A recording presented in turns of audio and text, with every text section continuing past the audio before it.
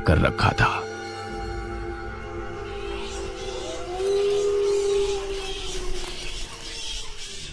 आज तो बहुत दिनों के बाद मित्रों से मिलना हो रहा है, बहुत आनंद आएगा। अरे मदन, कहाँ जा रहा है इस समय? पिताजी, मेरे मित्रों से इतने दिनों बाद मिलना हो रहा है। वो सुबह होने पर वापस नगर चले जाएंगे। अरे तुझे पता नहीं क्या, आज शनिवार की रात है। आज के दिन निशिर मोलो गांव में घूमते हैं। पिताजी, चाहे निशिर मोलो आए या नरकासुर, मुझे आज मेरे मित्रों से मिलने से कोई नहीं रोक सकता।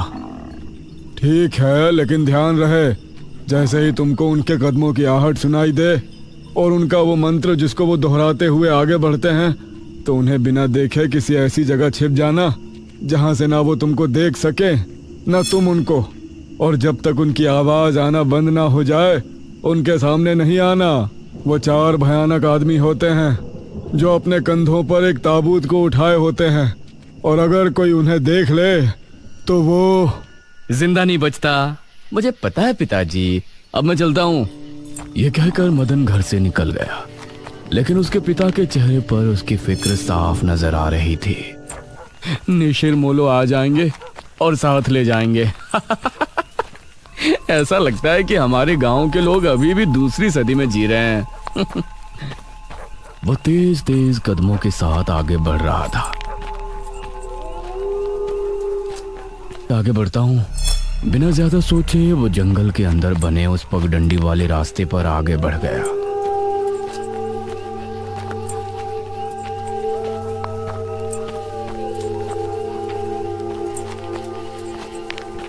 आज तो बहुत मजा आने वाला है। मिलकर खूब मदिरा पान भी करेंगे। तभी उसे भारी कदमों की आहटों के साथ कुछ आवाजें सुनाई देने लगी। इन आहटों और आवाजों को सुनकर वो एकदम से चौंक पड़ा और उसकी आंखें डर से बड़ी हो गईं। हे भगवान! वो जल्दी से झाड़ियों की तरफ भागा और उनमें छिपकर बैठ गया। वो झाड़ियों की ऊंट में बैठा लंबी लंबी सांस ले रहा था। वो आवाजें अब और ज्यादा साफ होने लगी थी। उसे यकीन था कि अब वो लोग उसके करीब ही आ रहे हैं। उसने धीरे धीरे छिपकर अपनी एक आंख से उनको देखा और वो हैरान रह गया।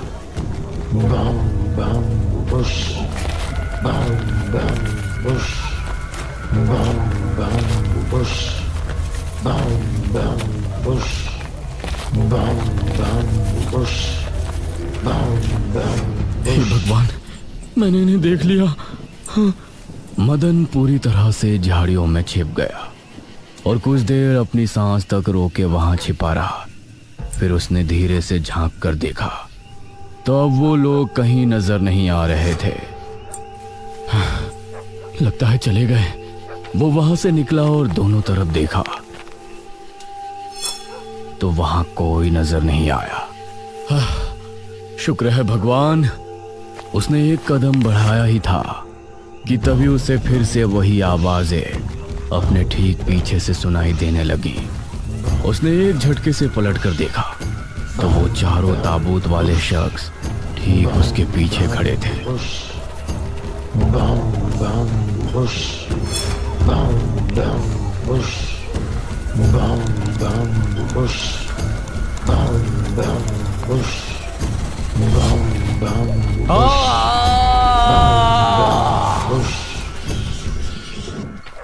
इस तरफ जब देर रात भी मदन वापस नहीं लौटा तो उसके पिता को उसकी चिंता होने लगी।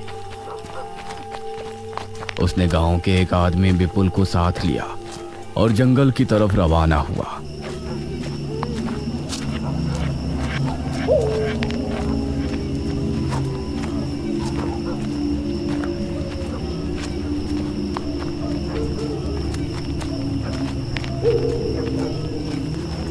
काफी देर बाद एक बरगद के पेड़ के पास जाकर उनके कदम रुक गए और आंखें खौफ से फट पड़ी। उन्होंने मदन को रहस्यमयी परिस्थिति में पाया। उसके चेहरे पर डर और आंखों में खौफ ऐसा नजर आ रहा था कि जैसे उसने हादसे से पहले बहुत ही भयानक मंजर देखा हो। मदन! 400 साल बाद अंधेरा जंगल, सुनसान रास्ता, चारों तरफ सिर्फ पेड़ पौधे और कोहरा। मेघना उनके बीच अकेली खड़ी थी। कोई है क्या? यहाँ कोई है? उसने कुछ कदम आगे बढ़ाए। उसके सवाल का कोई जवाब तो उसे नहीं मिला, लेकिन कुछ टपकने की टप टप की आवाज अब उसे बराबर आ रही थी। मैं यहाँ क्या कर रही हूँ? कौन लाया है मुझे यहाँ पर? वो खुद को वहां पाकर बहुत परेशान थी। तभी उसने देखा कि कोई चीज उड़ती हुई उसी की तरफ आ रही है। वो उसे हैरानी से देखने लगी। पास आने पर पता चला कि वो कोई विशालकाय भयानक पक्षी था। बचाओ! मेघना उससे बुरी तरह से डरकर भागने लगी और वो उसका पीछा कर रहा था। मेघना ने उसे पीछे पलटकर देखा तो वो उसको पकड़ने ही वाला था, लेकिन तभी मेघना एक पेड़ से टकराई। उसने देखा कि उस पेड़ से हरे रंग का पानी टपक कर नीचे गिर रहा था। मेघना उस हरे पानी को गौर से देख रही थी। तभी अरे ओ मेघना, उठ जा यार, कब तक सोएगी? मेघना आंखें मलते हुए नींद से जागी। उसने देखा कि सुबह के 9 बज चुके थे। ओह शिट, हम तो लेट हो गए। तूने मुझे उठाया क्यों नहीं? मेघना अपनी एक पार्टनर इशिता के साथ दिल्ली में रह रही थी, जहां वो एक लैब में काम किया करती थी। दोनों ने साथ नाश्ता किया और फिर तैयार होकर अपनी लैब के लिए निकल गई।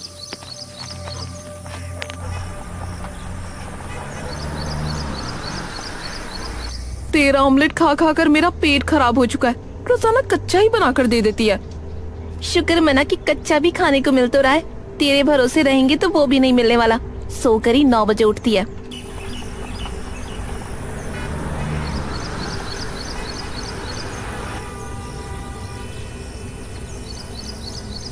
ये दोनों लैब में पहुंची और वहां जाते ही इशिता के पास प्रोफेसर जयदेव की कॉल आई।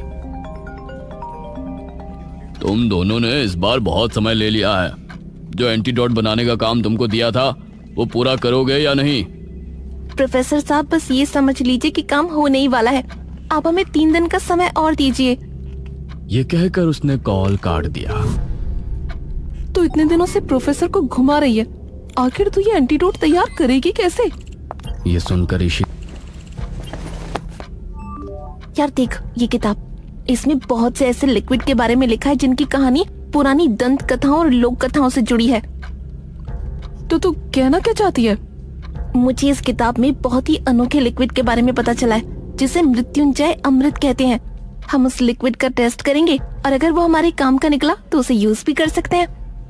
मृत्युंजय अमृत? देख, मैं तेरे साथ कहीं नहीं जाने वाली हूँ। ये सब बातें बकवास होती हैं। अरे देख तो सही, इस पेड़ से हर पूर्णमासी की रात ये हरा लिक्विड टपकता है।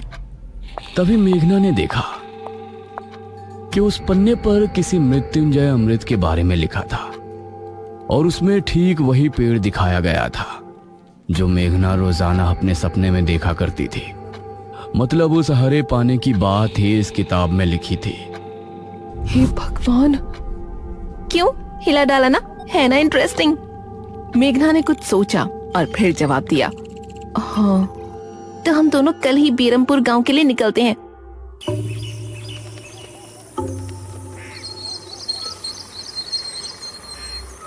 ये दोनों अगली सुबह ही बस से बीरमपुर के लिए निकल गई।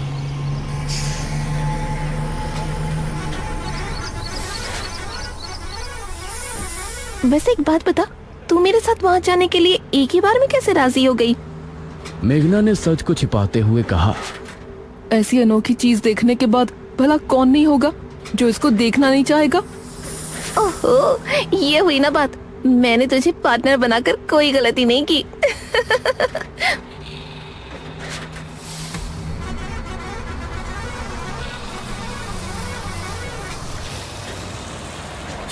ये दोनों 5 घंटे के सफर के बाद एक जगह उतरी। इनके ठीक सामने एक बड़ा सा गेट था जिस पर नाम लिखा था बीरमपुर। इशिता और मेघना ने जैसे ही गेट के अंदर कदम रखा तो अचानक से मौसम इधर गांव के लोग भी अचानक बदलते मौसम को देखकर हैरान रह गए। अरे ये क्या, अभी तक तो काफी गर्मी थी, ये अचानक आंधी कहां से आ गई? मुखिया जी, लगता है बारिश भी जरूर आएगी। इधर मेघना और इशिता दोनों ही गांव की तरफ बढ़ रही थी। यार, ये गांव के लोग ठीक तो होंगे ना? गांव के लोग तो ठीक ही होते हैं, अजीब तो हम शहर वाले होते हैं। ये बात तो तूने बिल्कुल पते की कही। इशिता और मेघना दोनों गांव के चौक पर पहुंची। वहां एक कुआं भी था और वहीं मुखिया भी दो आदमियों के साथ खड़ा था। अरे बच्चियों, तुम दोनों कौन हो? अब नमस्ते जी, मेरा नाम इशिता है और ये है मेरी दोस्त मेघना। अच्छा बेटा, वैसे हमारे गांव में किस वजह से आना हुआ? वो असल में वो अंकल, हम लोगों को अपनी स्टडी के लिए 5 गांवों के बारे में लिखना है, इसलिए हम लोग यहाँ आए हैं। इसके बाद और 4 गांवों में जाएंगे। ओह अच्छा, फिर तो ठीक है बच्चों, हम तुम्हारी जितनी हो सके उतनी मदद करेंगे। जी अंकल, क्या हमें यहाँ कुछ दिन के लिए रहने के लिए कोई घर मिलेगा किराए पर?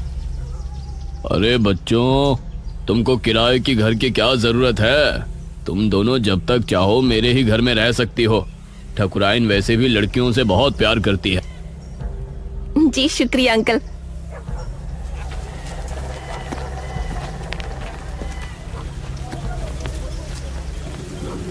मुखिया इशिता और मेघना को अपने घर ले आया। तभी घर के मंदिर में जल रहा दीपक बुझ गया। नमस्ते आंटी। नमस्ते बेटा। ओ जी, ये प्यारी प्यारी बच्चियां कौन है? ये दोनों शहर से अपनी पढ़ाई के सिलसिले में आई हैं। हमारे गांव के बारे में लिखना चाहती हैं। वो क्या होता है रे, वो रिसर्च करने आई हैं। तभी वहां पर एक और लड़का आया। क्या कहा? हमारे गांव पर रिसर्च? इशिता और मेघना ने उसे देखा। भला हमारे बेवकूफ गांव में आपको क्या मिल सकता है? ये सुनकर इशिता और मेघना हैरान रह गई। चुप करो अनुज, ऐसे कोई अपने गांव में बोलता है क्या? ये मेरा बेटा है अनुज। अनुज ने मेघा और इशिता की ओर देखा और उन्हें हाथ जोड़कर नमस्ते किया। नमस्ते बेटा अनुज, जरा इन दोनों को वो खाली कमरा दिखा दो जो तुम्हारे कमरे के बराबर में है। ठीक है पिताजी, आओ देवियों। देवियों? अनुज कॉरिडोर से होते हुए उनको कमरा तभी अचानक से दिया बुझ गया। ये संकेत तो ठीक नजर नहीं आ रहे। हे प्रभु, रक्षा करना। वैसे आप लोगों को रिसर्च करने के लिए यही गांव मिला था? अरे हम लोगों को 5 गांवों के बारे में लिखना है, तो इसीलिए जो भी गांव पास दिखा चले आए। इसके बाद और किसी गांव में जाएंगे। अच्छा, वैसे यहाँ कुछ ऐसा है जो कि रहस्यमय या ऐतिहासिक हो? हाँ है ना, एक राजमहल। राजमहल यहाँ? हाँ, 400 साल पहले जो यहाँ के राजा हुआ करते थे, उनका महल।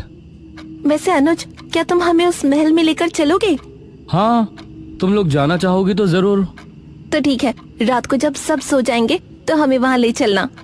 यह सुनकर मेघना इशिता को हैरानी से देखने लगी।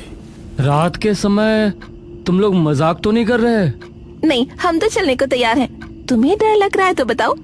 मेरा गांव है ये, मुझे क्यों डर लगेगा? ठीक है, ले चलूंगा, लेकिन पिताजी को और माँ को पता नहीं चलना चाहिए। ग्रेट, तो बताओ किस टाइम आ रहे हो? 12 बजे तक पिताजी और माँ दोनों सो जाएंगे। मैं उसी समय तुम लोगों को ले आऊंगा। हाँ सही है। ये कहकर अनुज ने उन्हें कमरे में छोड़ा और वहां से चला गया। ये क्या, हम तो उस मृत्युंजय अमृत के बारे में पता करने आए थे ना, अब हम ये राजमहल क्यों जा रहे हैं? अरे उसको सीधा पूछते तो उसे शक हो जाता ना। आज हम राजमहल चलते हैं और फिर कल उसे जंगल जाने को कहेंगे और वहाँ जाकर बातों ही बातों में उसे मृत्युंजय अमृत के बारे में पूछेंगे। ये सही है। इस तरफ गांव के लोग मौसम के बदलती ठंड से बहुत हैरान थे। पुजारी बार बार आसमान की तरफ देख रहा था, जहां उसे काला अंधेरा इधर उधर घूमता हुआ नजर आ रहा था। करीब 12 बजे जब मुखिया और उसकी पत्नी गहरी नींद में थे, तो अनुज कमरे से निकला। अरे लगता है आ गया।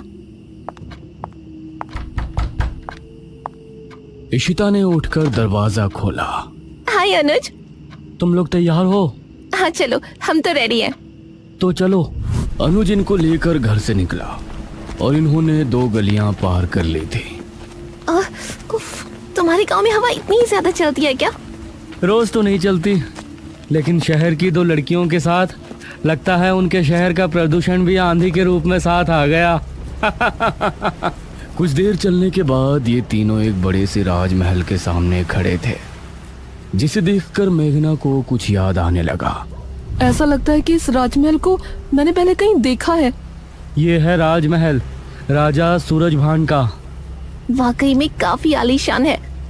यह कहते हुए इशिता ने अपने कैमरे में उसकी एक फोटो ली। हमें खिड़की से अंदर जाना पड़ेगा, इसका दरवाजा सालों से जाम है।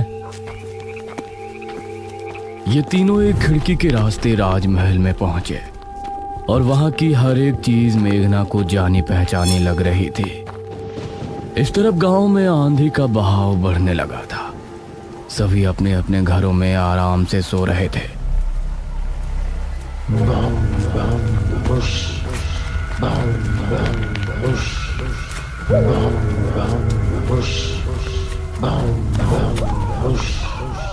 अरे ये आवाज तो निशिरमोलो। गांव के सभी लोगों के दिलों में खौफ उतर आया। उसी समय मुखिया के कमरे में गांव का पुजारी हड़बड़ाता हुआ पहुंचा। मुखिया जी उठिए। मुखिया चौंकता हुआ नींद से जागा। क्या हुआ पुजारी जी, इतनी रात में आप? गांव में निशीर मोलो की आवाज गूंज रही है, सब बहुत डरे हुए हैं। पुजारी जी, ये कैसे हो सकता है? निशीर मोलो यहाँ कैसे आ सकते हैं? वो तो कई सालों पहले सो गए थे। जरूर कुछ ऐसा हुआ है जिससे वो जाग उठे थे। हमारा मन बहुत विचलित हो रहा है। गांव के सभी लोग अपने अपने घरों में जाग चुके थे और डरे बैठे थे।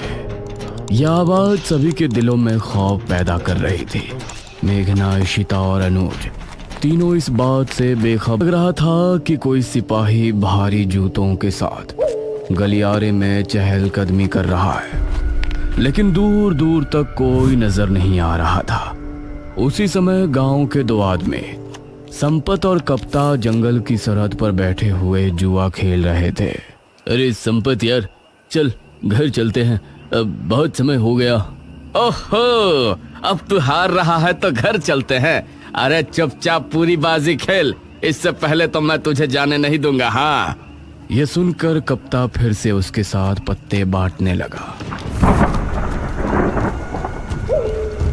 उन दोनों को यह आवाज सुनाई दी। तेज आंधी की हवाओं में उनकी आंखें बहुत मुश्किल से खुल रही थी।